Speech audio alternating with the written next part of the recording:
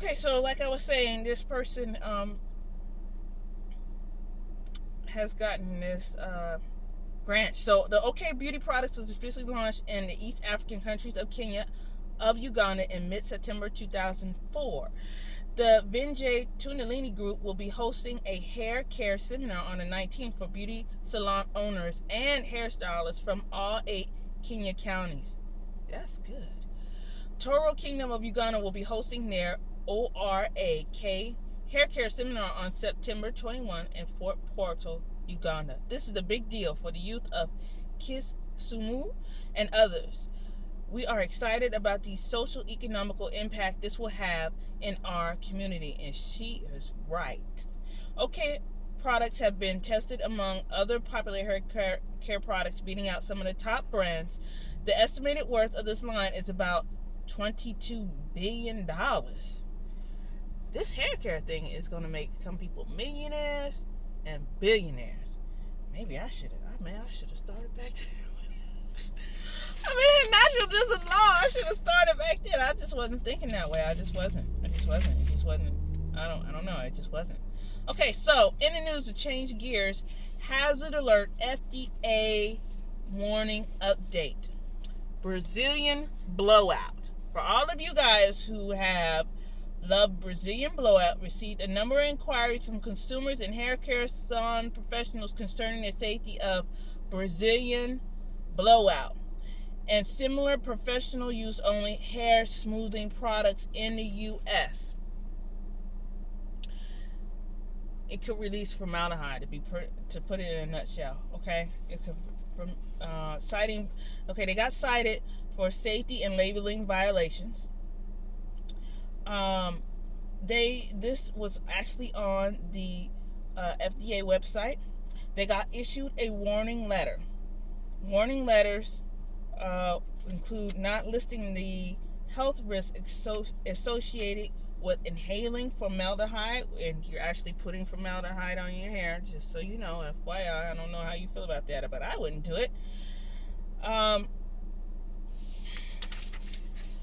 People have reported eye problems, nervous system problems such as headaches, dizziness, reported respiratory tract problems, nausea, chest pain, vomiting, rash. It goes on and on. The letter also states that the labeling was misleading because it called the product formaldehyde-free, even though people were exposed to formaldehyde when using it as intended. Label also failed to reveal possible consequences of using this product under the conditions prescribed in the labeling. Can you imagine that? I mean, who is the people that are making this? You know what I'm saying? List of ingredients is required under the Fair Packaging and Labeling Act are here. This is some of the ingredients to look for: formaldehyde, formalin, methylene glycol. Ask your saloon professional. They don't know. They don't know that. I mean, formaldehyde, yes. Formalin, methylene glycol, unless you up on your game, you don't know that. Products are also marketed only to salon professionals that may have a list of ingredients because the Fair Packaging and Labeling Act does not apply to them.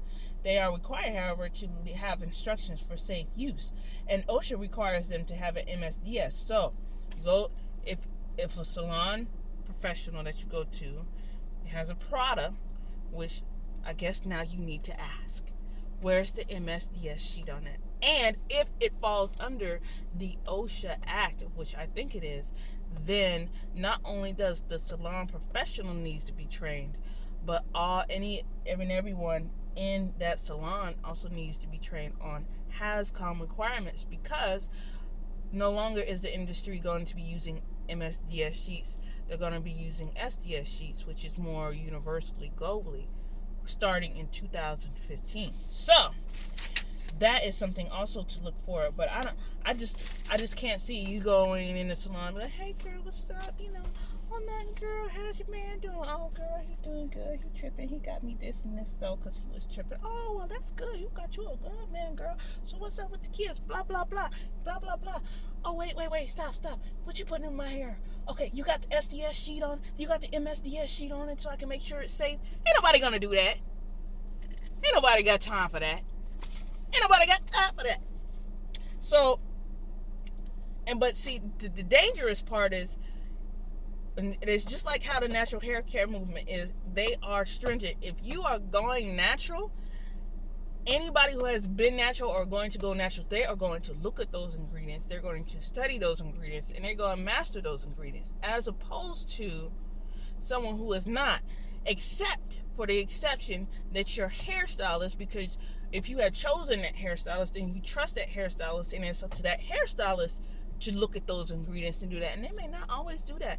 And then that's when companies pry upon us. And this is one of the reasons why the Koreans were able to get away with it, because we did not read what they were putting in there. And not only that, companies will switch their formulas and not even tell you that you've done it. Case in point, Carnation milk or Carnation creamer. I used it. It was one point made of milk. They switched it to soy and high fructose corn syrup. When did they do that? I didn't know until one day I decided, well, let me just read the label one time, and then I found that out. They don't tell you. So it's not like they're going to say, hey, customers, beloved, we changed our ingredients to something that's going to make it faster, cheaper, better, and last longer, and it's all going to be all good for me and you. They're not going to say that. So stop. You have to stop, and you have to look.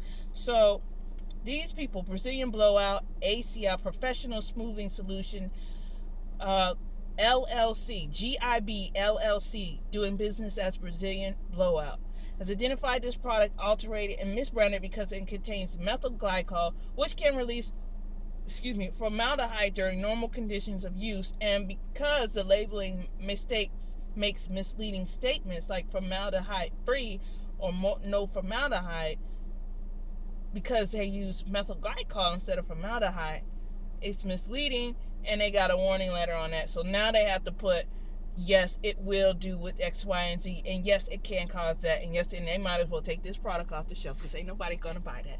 Nobody's going to buy it in their right mind, knowing it's right in front of their face. They're just not going to do that. So you might as well just chuck that to the side and keep it moving.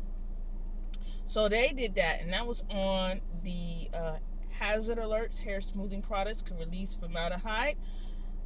When did this come out? This came out in September 9/9/2014 is when I printed this out. So it's in violation of the 29 CFR 1019.134. So you got to pay attention. So until next time, I'll see you later. Bye. Cut.